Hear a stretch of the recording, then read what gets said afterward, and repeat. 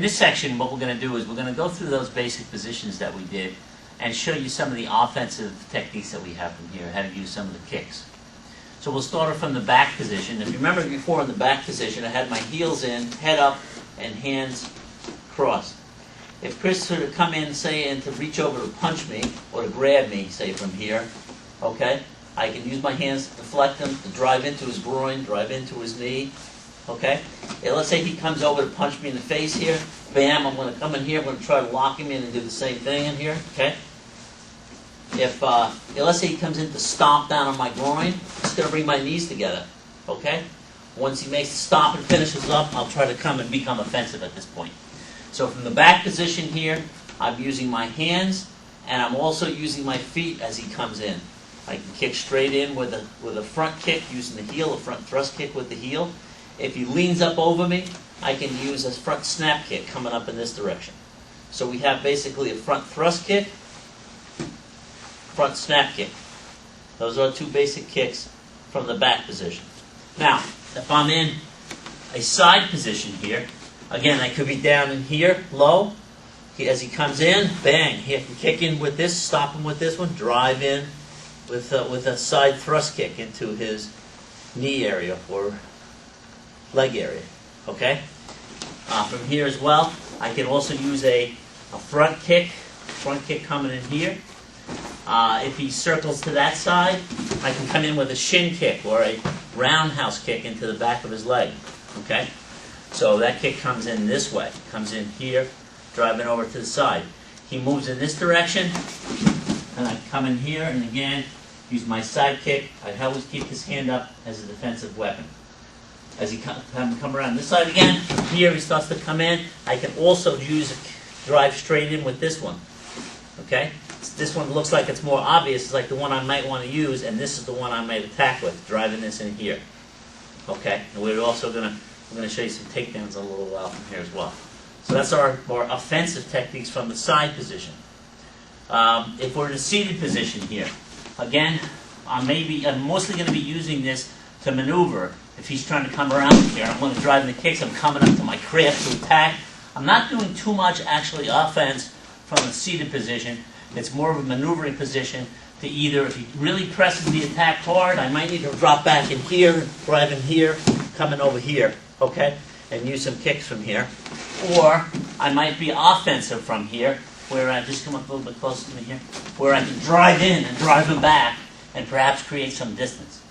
Well, let me show you how we might get right into the combat getup at this point from here. So let's just assume for a second, Chris presses the attack a little bit, he comes in on me, then I blast a kick into him. Maybe that doesn't do much. I start to come up where I think maybe I can get up, and I realize I can't, I drop back down again. I throw on another kick. Maybe the next time he comes in, bang, I drive a good groin kick. At this point, I start to get up from here. Is it safe? Yes, it is. Now I'm in a position to deal with it from standing. Okay? So I want to, again, get to my feet as quickly as I can, and that's the application of the combat getup. Our next technique is going to be, again from the mount. This time Chris is going to be choking. Okay, so I'm down, he's got me mounted, and he's choking here, okay? I'm going to bring both of my hands above my head, grab onto my elbows, not the wrist, but the elbows, and I'm going to drive down, breaking the hold, pinning his arms against my chest. Now, I can throw him in either direction. If I throw him in this direction, I'm going to bring this foot down, push off hard here, drive him off. I'm holding on at this point, maintaining control.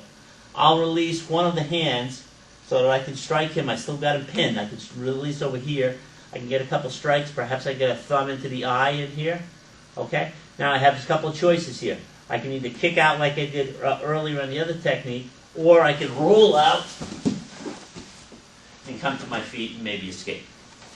Okay, let's do it again facing in this direction. Okay, from here I reach up, grab my elbows, break the hold. Pin him down here, okay? If I want, depending on which direction I want to roll him again, I'm going to roll him that way.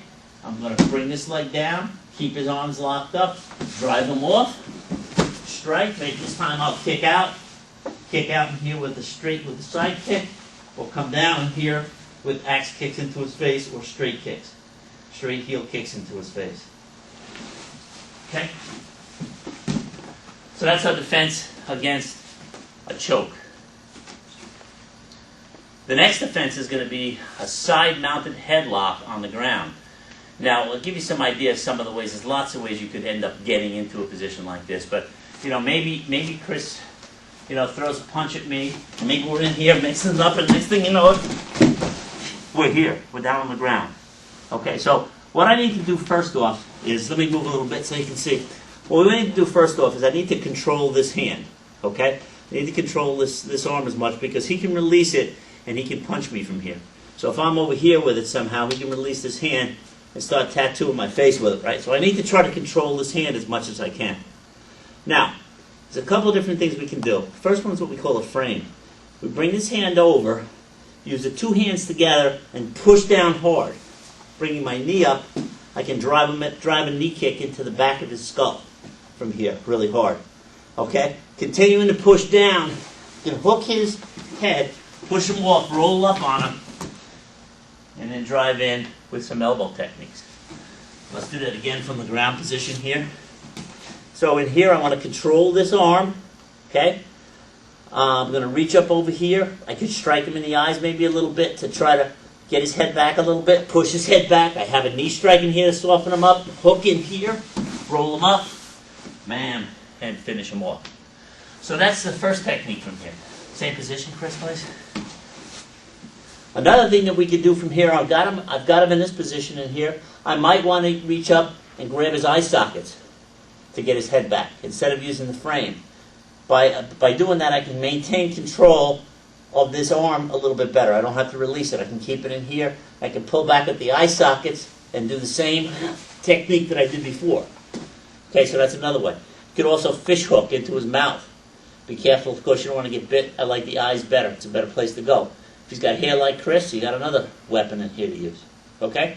Now, sometimes you can't get that position. You can't get it. You can't get your foot up. You just can't get maneuvered into a position to do it. So there's another way out. One of the things I like to do is a quick strike. Don't forget you're striking on the ground. You still have a lot of strikes. I'm in over here. I got a quick eye strike. Boom. It moves his head back a little bit. Now I'm going to drive his head forward. As I drive his head forward, I'm going to slip my left hand back onto his shoulder, push that, and push out. And then take the rim out. Now I'm in control. Okay? Let's do that again. So from here, control this arm. Remember that. Yeah, you got to control that arm in here. All right?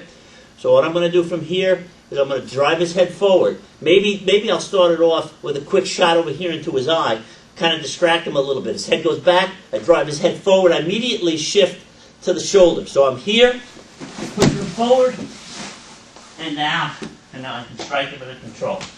The worst place to be on the ground, the very worst place to be, is face down on the ground with your opponent behind you. You never want to get that. I have some students who have had some college wrestling, some wrestling right away. They want to get on their belly. On the street, that's the worst place to be. You need to be facing your opponent. That's the only way you can defend yourself.